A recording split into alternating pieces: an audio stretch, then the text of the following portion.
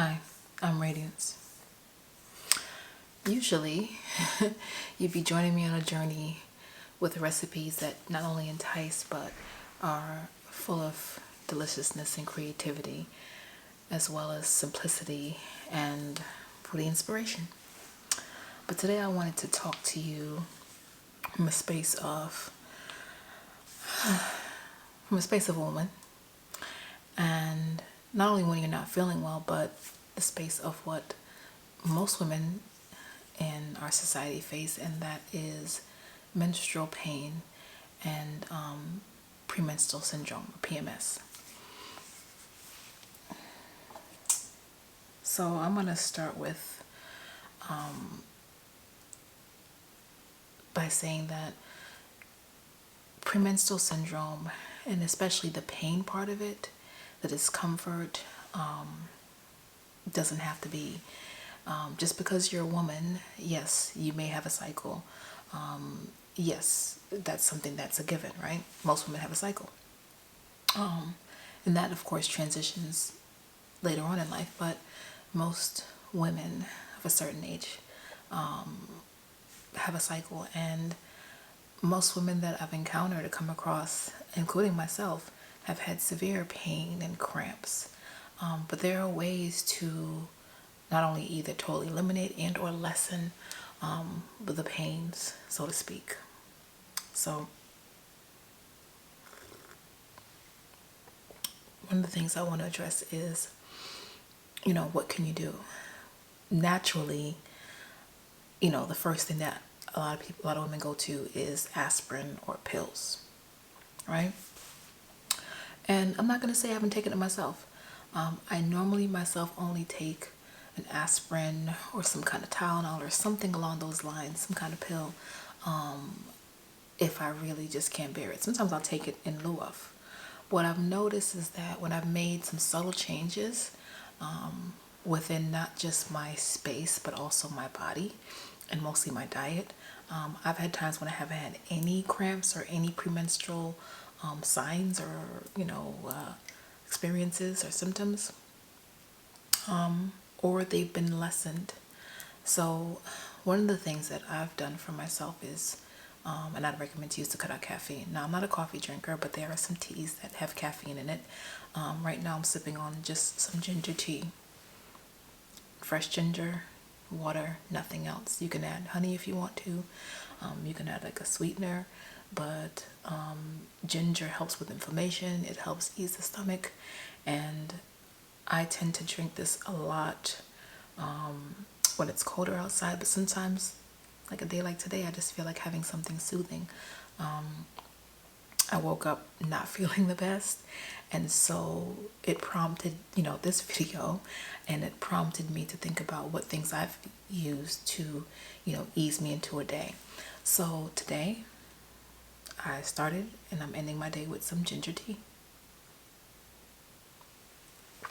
Now, for some of you, you're like, I love my caffeine.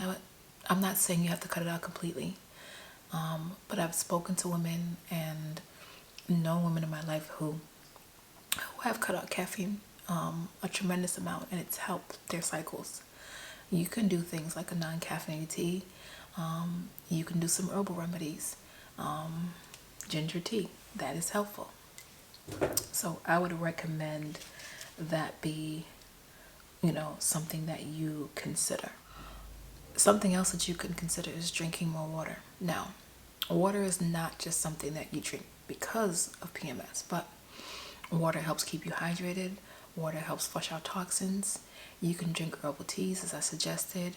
You can do things like ginger, once again, dandelion root, and raspberry, excuse me, you can do raspberry leaf tea. It's something you can actually Google and find. They sell it online. They sell it in your grocery stores. It is really, really good for your system. It's really good for the female system. Something else, and this may sound a little unorthodox, but fruits. Yeah, eating fruits. Red pears are especially good for the female system. Red pears. They're yummy. They're delicious. You can find it in some supermarkets. and it's really delicious, and it's a little different than your brown boss pear or your green anjou pear, but try red pear today and you'll see what I mean. So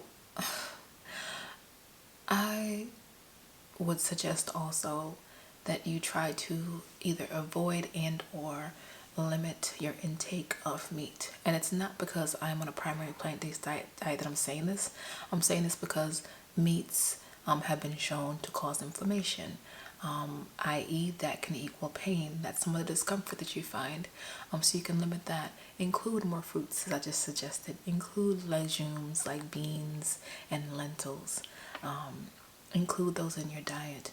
Do lots of leafy greens along with those herbs. And hydrate, hydrate, hydrate. Now, I know this may sound real simple, but one of the things you can do to really help is to get rest. It's to sleep. It's to listen to your body. I find that, oftentimes when my cycle shows up on day one, my body wants to rest a little bit more, and I listen to it. Now, do it, of course, because within your timing and your schedule. Sometimes, as women, we're busy. We have work, we have families, we have responsibilities. We all have things going on. But take the time to nurture yourself and listen to your body and rest when you can. Give yourself some extra rest. Sleep more if you can. And even if you don't necessarily fall asleep and do 8-10 hours a night, see if before you actually get to a slumber, if you can rest some more. See if you can, take a rest a day. If you're at work and you have a break, maybe you can go sit in your car, or you can go outside and get some air and breathe in that fresh air, and maybe sit down somewhere and just rest, right?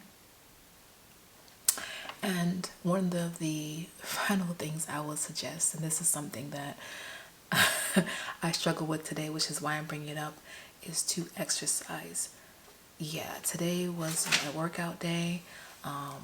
Today was a gym day, actually. Sometimes I work out at home, sometimes I work out at the gym.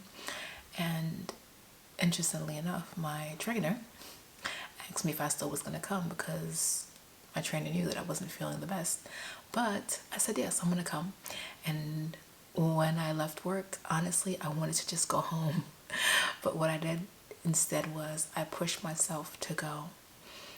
Before I went in the gym, I sat and meditated for a little bit. I sat in the car in some peace and quiet and just breathed in.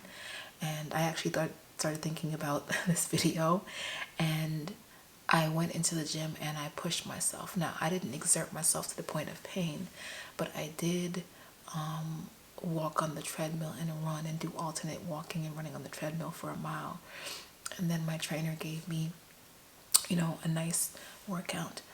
It was challenging, but it was still something that was fun, actually. I had fun doing it. And one of the things that I also incorporated was a sauna. If you have access to it in your gym or somewhere, around, get into a sauna, get into some heat, because that will help your joints, that will help comfort you. Heat also is a good thing in the form of a heating pad or like a hot water bottle. You can put it on your abdomen, and that will help with cramping. That will help with some of the discomfort. But if you can get into a sauna as well, I would say do it if you can. The other part of what I did was at the end of the workout, there is a recovery room in my gym. And so I sat in a recovery chair. It was a massage chair, and I was able to get a full body massage. Now, if you don't have access to that, that's fine. Perhaps you know someone that is a masseuse, and if you can, invest in it. If it's something that you may not have access to that easily, or you're not sure what to do, maybe you can find someone that is in a massage school and it could be more palatable, or you can maybe do a barter. Maybe you know someone who does massage services and you can offer a service that you offer. There are many ways to go about it. I just say that either way you can do it. Invest in your care if you can. Massages are great, even if you just do them once a month or so, or you can always give yourself a massage, but I like to say that I put hands on myself, but it is great to be able to sit back, relax, and get massage. Getting like a lymphatic drainage massage is great because it helps to pull out those toxins and those fluids that are built up in your system. And there are many other types of massages, but do something that's going to be good for your muscles in your body and to help alleviate, some of that stiffness. and some of that tension, which sometimes lives in places like your shoulders and your abdomen and your hips. So yeah, that's what I would recommend. If you found this video helpful, please give it a thumbs up, give me a like. Subscribe to my channel also for more, healthy tips, tricks, and foodie inspiration. And also click the link in my bio and join my free VIP group. And if you have any other suggestions of things that you do to help you when you're not feeling well, or, as a woman, if you're going through PMS, please comment. Let me know what you're doing. Let me know if you've tried a ginger tea, if you have some other teas. You can recommend to me as well. Let's share that information, and get it out there. So thank you so much for joining me. You have a good day and night wherever you are, and be well. Take care of yourself.